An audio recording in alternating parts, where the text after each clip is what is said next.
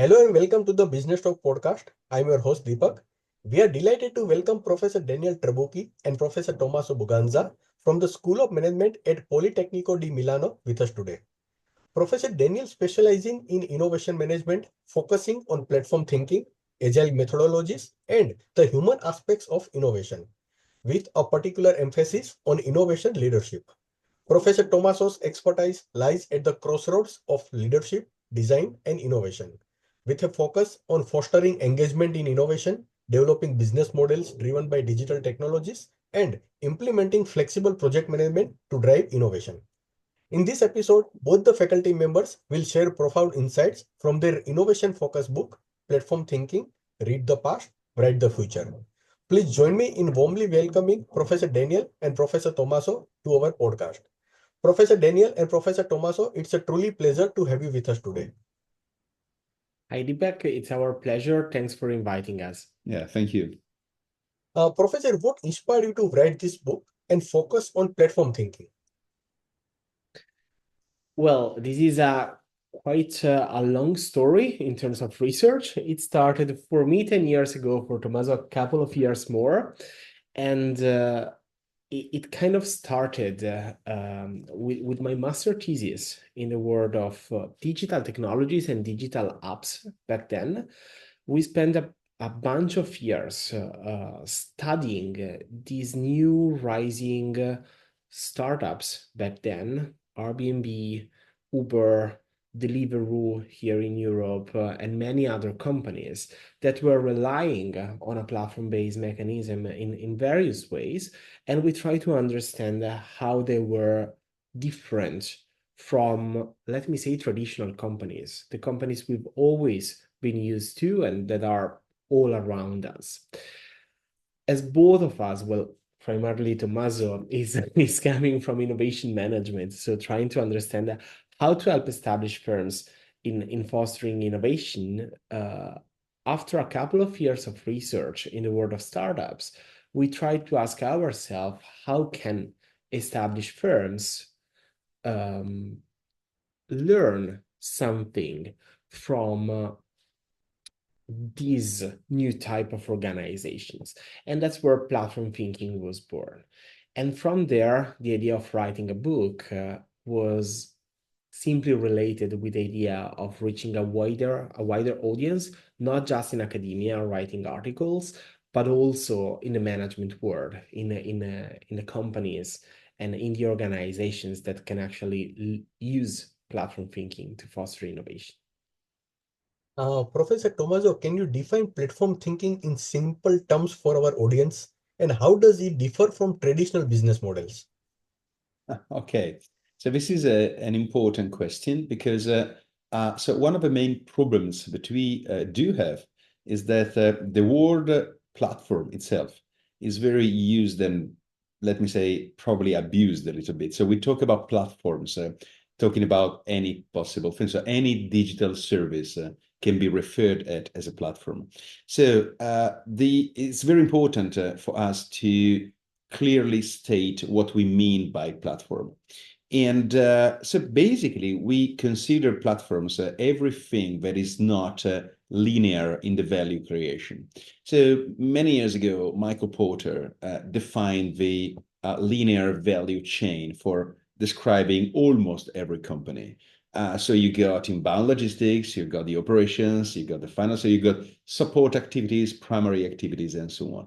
But mainly, the idea is that you got something coming into the company, you transform this thing, so you got providers, you transform what they give you, and then you sell it outside.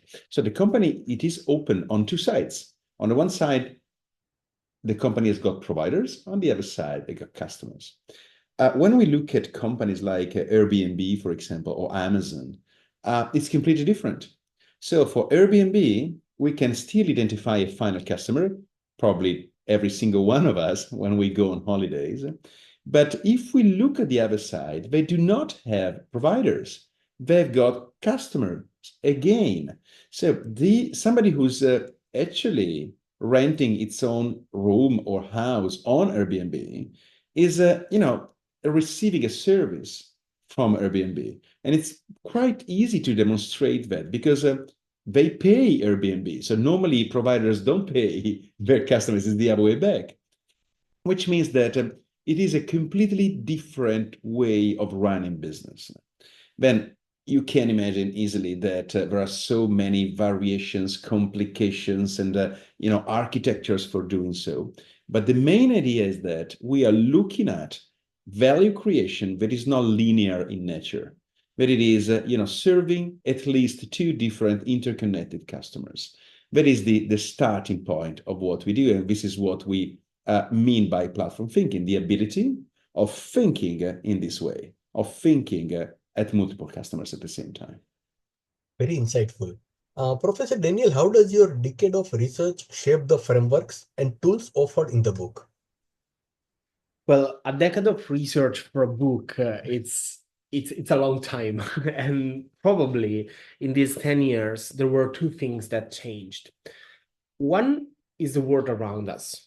And that's probably the most insightful reason why we decided to write the book, to offer a tool to people to understand how things changed, not from a user perspective, but from a professional, from a manager perspective. The other thing that changed in this decade is how we do research, at least to a certain extent. The first part of the book is mainly descriptive. It's actually part of the subtitle of the book: Read the Past, Write the Future. In the first part of the book, we are providing definitions building on decades of literature, of work that is not ours only, at least, to provide we hope, clear reference framework to let people understand why Google, Facebook, Apple, Amazon, Airbnb, and Uber can all be called platforms, but in very different ways, for very different reasons. So in that case, our research was mainly related to what traditionally we do in management research. So observing extraordinary cases and providing a guiding framework to read them. The second part of the book is much closer to what we are focusing right now. As you said, among Tommaso's expertise mainly, there is also the design world. And this is something very peculiar in our university. Besides the engineering school, we do have the design school. And for many historical reasons, we had a lot of opportunities to work with the design school, which open us to another way of doing research, which is observing the world around us, identifying problems, and proposing solutions. Always building on literature, always building on what has been understood before, but in a proactive way. It's what is usually called right now design science research. So proposing something, testing it out, and trying to see the impact. And that's what happened in the second half of our research journey, and what happened in the second part of the book, this Write the Future. We do propose a set of tools that are aiming to help readers, to help managers to directly apply platform thinking in their organization. And that's also what we are focusing right now. So developing new tools that can bring together the theoretical knowledge with managerial insights and practice that can help the world of platforms becoming a real tool for innovation. Professor Tommaso, why do you believe platform-based business models have the potential to create more value than previously suspected? Well, let's start from this. I think that for quite a long period, and probably in some cases still now, many of us do identify, platforms with startups, which is okay because the platform business model is based on orchestrating different resources. So you can, if you're a startup and you don't have big money for investment, it's no surprise that they try to create a platform. So Airbnb, if they wanted to enter the hotellerie industry with a different system, with a linear system, they would have had to buy buildings, and to buy the furnitures and to create the services. So the initial investment would have been huge. It's absolutely beyond any possibility for a startup. So which means that it's no surprise that startups try, in many cases, to create platforms. But for some reasons, at a certain point, we started thinking that platforms are for startups. And probably this was a big mistake at a certain point. As Daniel said before, we started thinking that, so it's okay, we can have startups using platforms, but why shouldn't we have also established companies using platforms?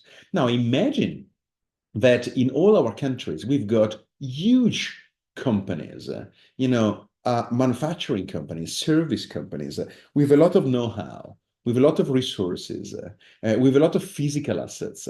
Imagine what they can do with a system like this. So if a company starting from nowhere, if a startup starting from nowhere can become Uber or Airbnb or Amazon or many of the others or Spotify, so you name it, there are so many of them.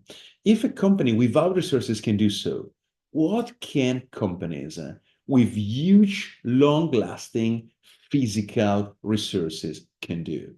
So there's a huge potential that is still untapped. And this is what we are working for, to bringing platform mechanisms and platform thinking to established firms as well. Professor Daniel, how have platforms like Uber, Spotify, and Airbnb fundamentally reshape our daily lives? Thanks for the question. I think it's very insightful because at a first glance, you're talking about companies that made our life easier, more convenient. All the music we want is available in a single point of contact.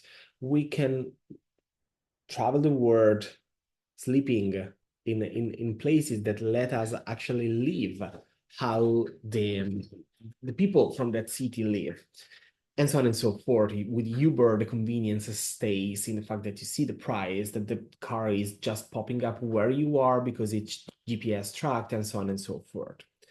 Still, I do believe that looking at the user perspective, it's somehow too little in comparison to the impact that this organization had in our daily life. The biggest change is not in what we do. We could listen to music before the advent of Spotify. We could travel the world before the advent of Airbnb. Obviously, we can do it in a nicer, easier, more convenient way. That's fine. But I think the most interesting thing is that they change the fundamental logic on how the organization is creating value. And I think this is extremely interesting from a daily life perspective, because over the last 10 years, 15 years probably now, we saw our daily life activities shifting into a new business model. And to the best of our knowledge, I would say this is the first time in history that something like that happened, not related to a technology, but related to a way in which you create value. And I think this is a really important turning point, because we are now seeing new revolution, technology-based, that are actually getting so much logics out of this revolution. I'm talking about Gen AI, the blockchain revolution, the metaverse. All of them are platform-based by nature. So it's important that we do go beyond the impact on our daily life from a user perspective, and we do understand how these models reshaped the value creation logics in our professional lives. And as managers, we're aware of what happened, and we are aware of the fact that now we do have two dominant value creation logics. One is the porter value chain. It's still there, it's still working. We still need restaurants that do food and give it to us. We still need production companies that do products. We still need all the the vast majority of the linear value chain based companies that brought us here. But to foster innovation, we do have an alternative. I think the greatest impact of this revolution stays there. in the ability to show that another value creation logic is not just possible, but became absolutely relevant as well. What misconceptions do businesses often have about platform ecosystems? Professor Tommaso, if you could share. Yeah, of course. So there are many. So we already saw one. So platforms are for startups. This is a misconception. This is not true. Another one quite famous is that these people do nothing. So Airbnb make money, but they do nothing. So Uber make money, but somebody else is working. No, actually, they do a very complex work. But I think that if I had to choose the biggest one, is about technology. Is about platforms are connected with technologies and digital technologies more specifically, and this is basically not true. Also, let me give you a very simple example. If you think about a company like Amazon, so the basic idea is you got a lot of customers on the one side, so all the businesses they want to go on Amazon because there are a lot of customers ready to buy. And if you are actually a customer, you want to go on Amazon because it's full of businesses selling. So this is called, cross-site networks analysis. More people you've got on the other side, the happier you are. But this is not connected to technology. So if you think about the physical markets you got in the streets, it is actually absolutely the same model. Yeah, of course, you got, different people selling, fish or vegetables and so on. And that's the reason why customers go there. And why all these people selling different things, they go in the same place? Because they got many customers. The mechanism is the same. Platforms have been existing for a very long time before digital technologies. Said that, digital technologies make them very strong. Instead of having hundreds of thousands of people, you got billions of customers on Amazon and so on. But don't get wrong here. It's not because technologies that you have got a platform. So you need to have very clear in mind the platform mechanism, creation model, value creation model, and then you can empower it with technology. Unfortunately, what we see, and actually we got many companies we are working with, exactly with this problem. They spent considerable amount of money in creating, technological platforms. They've got, all the best technologies ever. They don't know exactly how to use them. So the point is thinking in a different way, and then you can empower it with technology. Starting from technology hardly works very well. Your book promises step-by-step guide to becoming a platform thinker. Could you walk us through some key steps in this process? Sure. The first part of the book, as I said earlier, it's basically based on this idea of understanding the various models and the various typologies of platforms. The second part is a practical guide that is actually creating the logo that is on your background. Behind this mechanism, there are actually 4 different steps that can help a manager or an innovator or even an entrepreneur to go through the platform thinking process, as we call it. The first step is related to what we labeled as a step back moment. Before having the chance to properly apply platform thinking to your organization or to your products or to whatever you want to apply it, it's important that you leave your misconceptions about what you do behind. You need to leave your comfort zone. You need to leave what you know, what you think about knowing about what you do. Said in a different way, the suggestion that we give to our readers is leave what you are doing, your business unit, your function, and try to focus on the overall business model of your organization. We believe this is important to be aware of the context. What's the overall vision? What's the overall mission of your organization? What are the other products that are there? What are the opportunities? What are the challenges that your organization is living? And we do believe this is a very important point to leave what is obvious in a way. As Tommaso was saying, the vast majority of misconceptions on platforms is a simple digital add-on to what you are already doing. That's absolutely possible, but we do believe that platform thinking can do much more than that. So it's probably very important to have a wider perception of what is on what's around you. And in doing so, it's important to focus on what your organization is promising to the customers. It's very important that platform thinking activities are highly coherent with the overall value proposition of your organization. One of the very first critique we received to platform thinking is, come on, if everyone will actually jump into platform thinking, a company that is doing pen won't be doing pen anymore at a certain point, but will create a marketplace for pen creators. And I said, well, no, absolutely no, that's not the point. The one that is creating pens should absolutely go on making pens, but can see other opportunities around its business area, thanks to the platform structure. Obviously, at that point, you can say, okay, I have a lot of customers that are buying pens. That means that I can also sell them candles. And probably the question should be, why should you do that? Anyone that has customers can actually sell something else to their customers.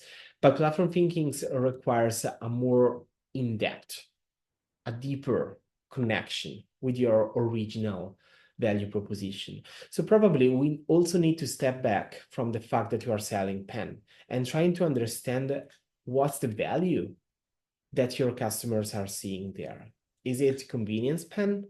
Is it a high luxury perception of the tool, and so on and so forth? And from there, you can build on. And this brings us in the second step.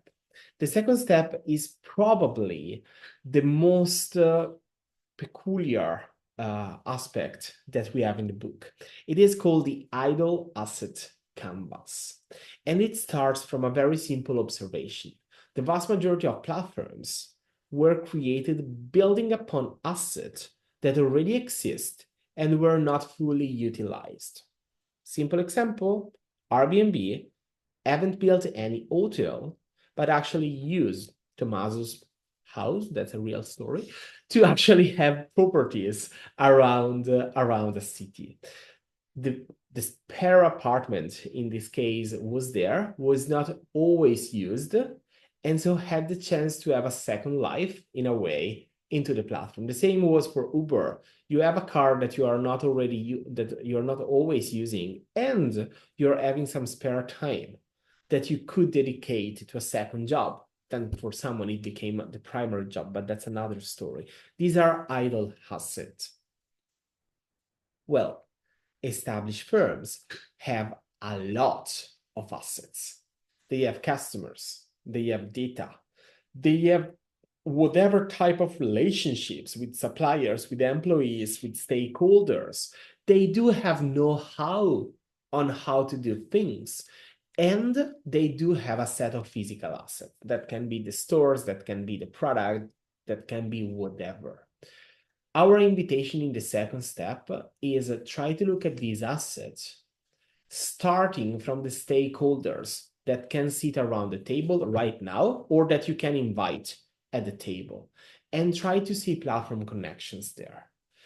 You know, unfortunately, we don't have a decoder, but it's you with your platform thinking hat, or better, with your platform thinking glasses, that should be able to see which of those assets could be idle. The third step, start entering in the design part. Now that you have a wider view on your organization and the assets that you have available, you can start designing your platform. The probability that you end up designing a very complex platform at this point is very high. And what we always say is that Amazon is a super complex organization that have various layers of platforms in a way. It is so complicated that in 10 years of research, we actually stayed away from Amazon till the moment in which we wrote the book. Amazon is the closing case. Because now we can manage that complexity, but for a bunch of years we couldn't. And well, that's the same story. If you are approaching platform thinking for the first time, you cannot start from that level. And this brings to the third step, which is road mapping, which is, okay, you actually draw a complex platform. Now tell me where you start from and how you are planning to reach the final stage. And we do believe that this step is fundamental in platform design for two reasons. Because it gives you a long-term strategy that won't be predictive at all. You need to approach it with an agile mindset, but give you the idea of the growth opportunities that any platform can have. And with this, we close the cycle, and we do hope that managers and professionals can actually take it from there and transform it in a real project and execute it. Professor Tommaso, what role does culture play in the successful adoption of platform thinking within an organization? Sorry, I couldn't hear the question.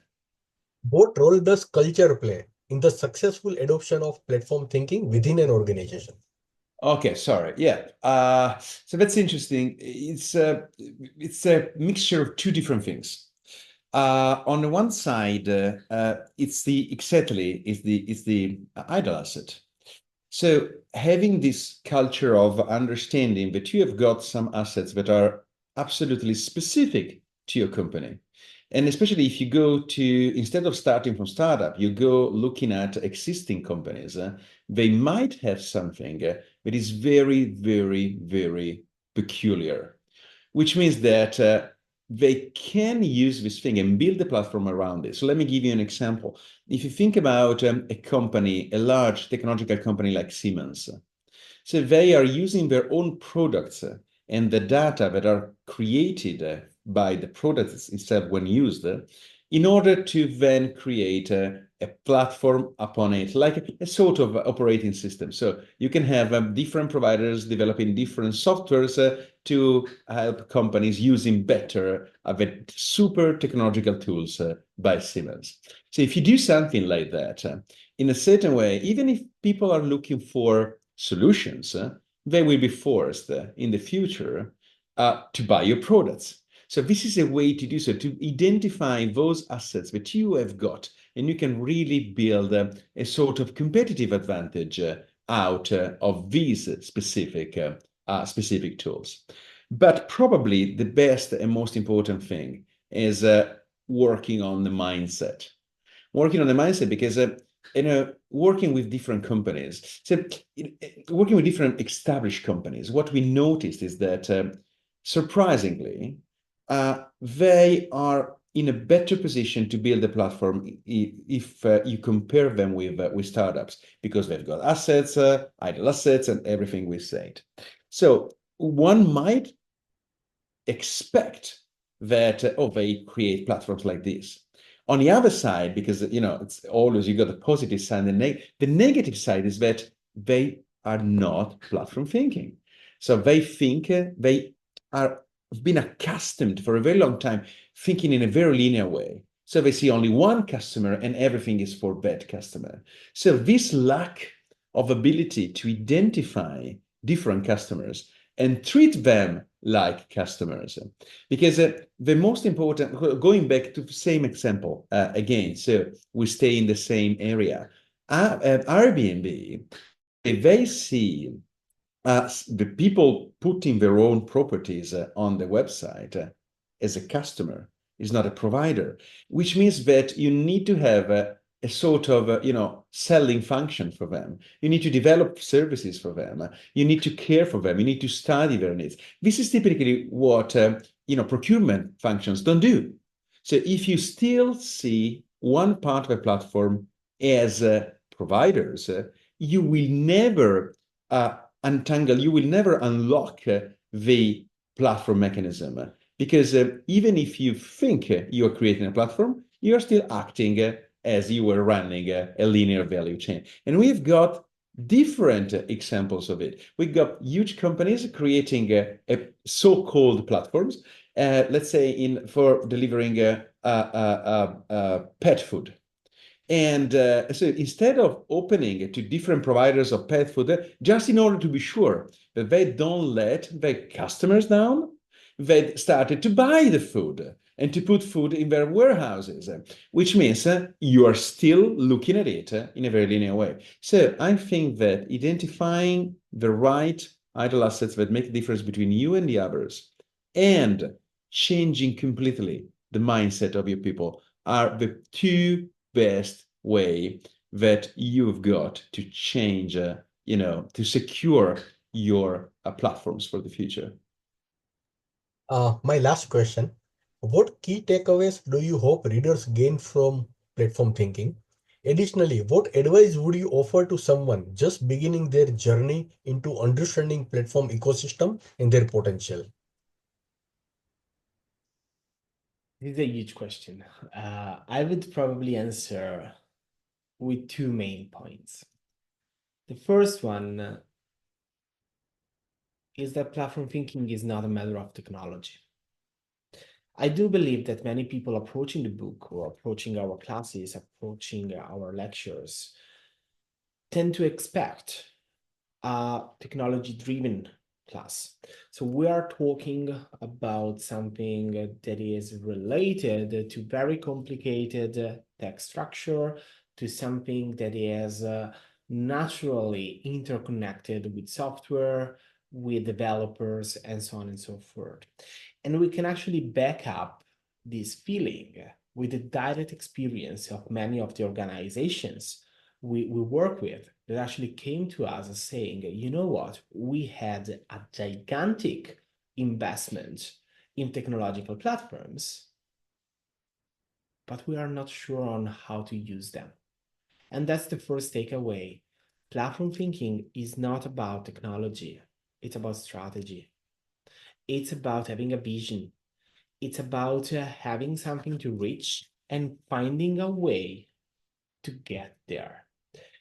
And I think this is the most important takeaway that we want there. You said it very nicely at the beginning. This is an innovation book. This is not a technology book.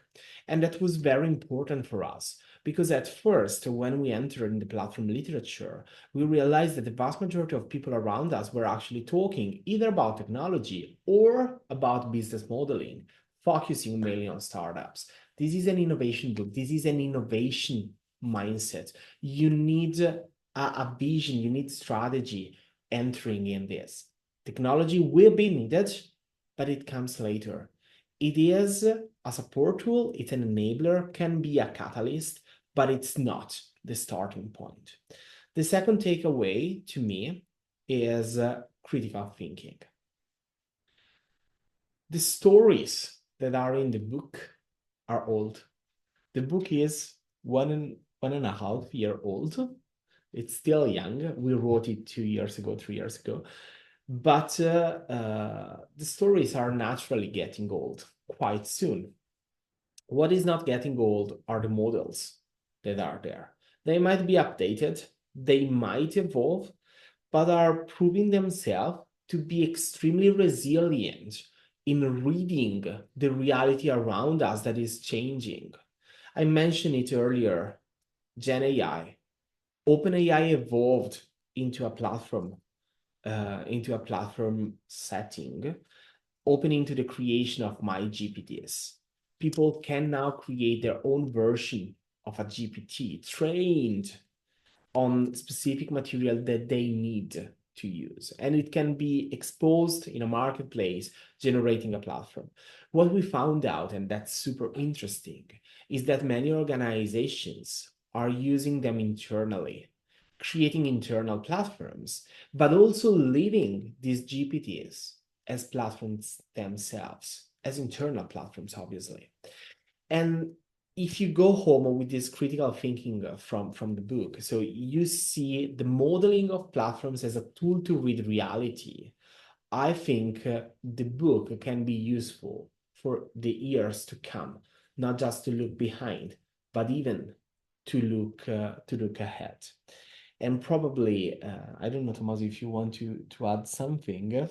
Well, I mean, when we do think that we did a good job, so it happened many times now that people wrote us saying, you know what? Now I see platforms everywhere. So in a certain way, platforms, as I told you before, are already around us. A market in the street is a platform, but also an airport is a platform. You got the customers on it, the travelers on one side, you got the shops, spending money to rent the space. It's a platform. So there are platforms all around us. And so every once in a while we receive these emails like, hey, I understood that actually Siemens transformed the turbine into an iPhone. So they are doing exactly the same thing. So now I see. So basically, I think that I don't know if it is a takeaway. It's like it's like a dream. The dream is helping people in seeing these things around us because they are there. Probably they got unnoticed for a while, and there is a huge potential to develop them further. So this is probably my wish. You were also asking about an advice, and I would take that question just to say that the book is what we like to call a keystone in an ecosystem of projects. Probably the book is a very good starting point because it's literally a journey in the world of platforms that help us see the reality around us. But if reading a book is not your thing, we actually recorded a set of MOOCs that are available, so digital courses that are available on Coursera. And we do have a podcast as well that is talking about platforms where we welcome other scholars, other researchers talking about platforms, and we do explore various things.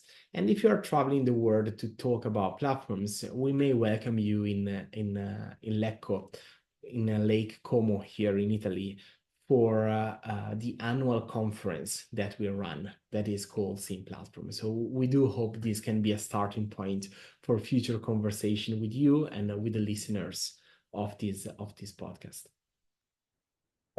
To our listeners, thank you for joining us today on the podcast.